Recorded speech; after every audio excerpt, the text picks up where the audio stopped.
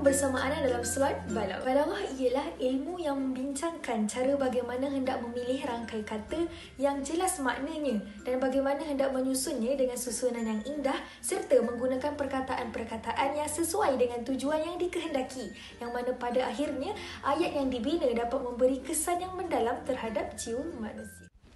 Ulumul Balaghah terbahagi kepada 3 bahagian, iaitu yang pertama ilmu ma'ani, maksud ataupun erti, yang kedua ilmu bayan, jelas, dan yang ketiga ilmu badi', memperindah. Jadi yang pertama ilmu ma'ani.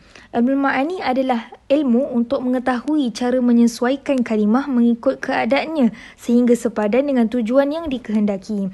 Jadi maksud dia, daripada ilmu ma'ani ni kita dapat memilih kalimah mana yang paling tepat dengan tujuan yang nak kita sampaikan supaya orang terus faham. Jadi contoh dia yang pertama, kita nak bertanya, maka gunakanlah lafaz istifham seperti kam, kaifa, aina, mata dan sebagainya supaya orang tahu kita ni nak bertanya.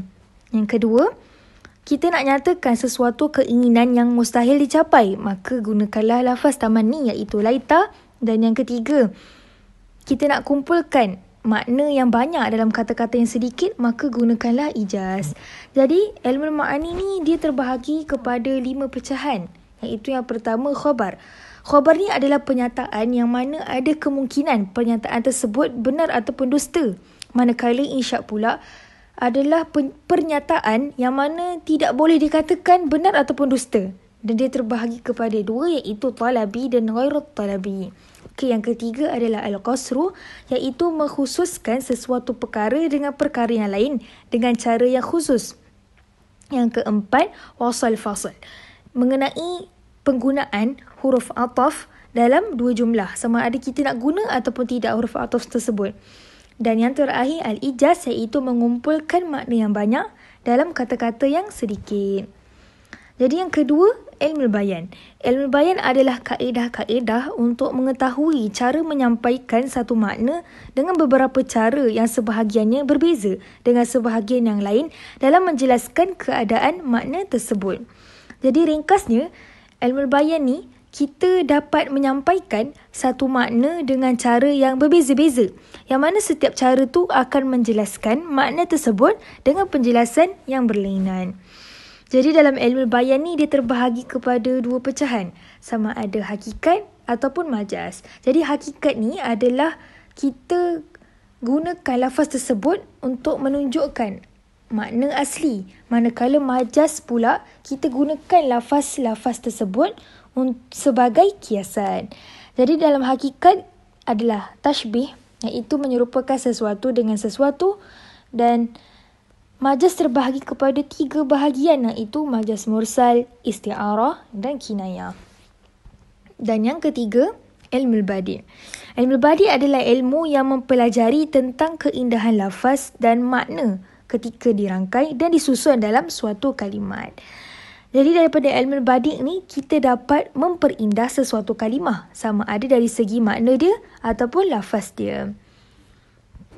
Jadi ilmu badi' ni terbahagi kepada 2 perbahasan, iaitu keindahan dari segi makna dan keindahan dari segi lafaz. Okey, dari keindahan dari segi makna, yang pertama adalah al-mutabiqah, iaitu tibak, iaitu kata yang berlawanan. Seterusnya, muqabalah. Muqabalah ni menggunakan 2 ataupun lebih makna kemudian disusuli dengan lawan masing-masing secara berturutan. Yang ketiga, mura'a'an nazir, iaitu memperhatikan keserasian antara 2 ataupun lebih hal yang berpasangan dalam satu-satu teks. Musyakilah pula mengungkapkan satu makna dengan menggunakan kata yang lain untuk menyerupai bentuk kata yang disebut sebelumnya. Tauriyah pula menyembunyikan makna yang diinginkan di balik suatu kata yang mempunyai 2 makna. Mubalaghah pula menyatakan sesuatu dengan berlebih-lebihan ataupun melampau. Husnul ta'lil memperbagus sesebuah alasan. Dan yang terakhir, takkidul madah bima yushbihu zam wa akasuhu, iaitu menegaskan pujian dalam ayat yang menyerupai kejian, dan begitulah sebaliknya. Okay, dalam muhsinat al-lafziyah pula, yang pertama, jinas. Jinas ni adalah keserupaan dua lafaz dalam satu ucapan. Maknanya dua lafaz ni serupa dalam satu-satu ucapan tetapi bukan dari segi makna. Sajak pula, persesuaian dua akhir kata pada huruf akhirnya. Seterusnya, raddu al-ijaz ala sadri, al-muwazinah wal-mumasilah, al-qalbu, al-tashri' dan yang terakhir, luzum ma la yalzum. Sekian saja untuk video kali ini. Semoga bermanfaat buat semua.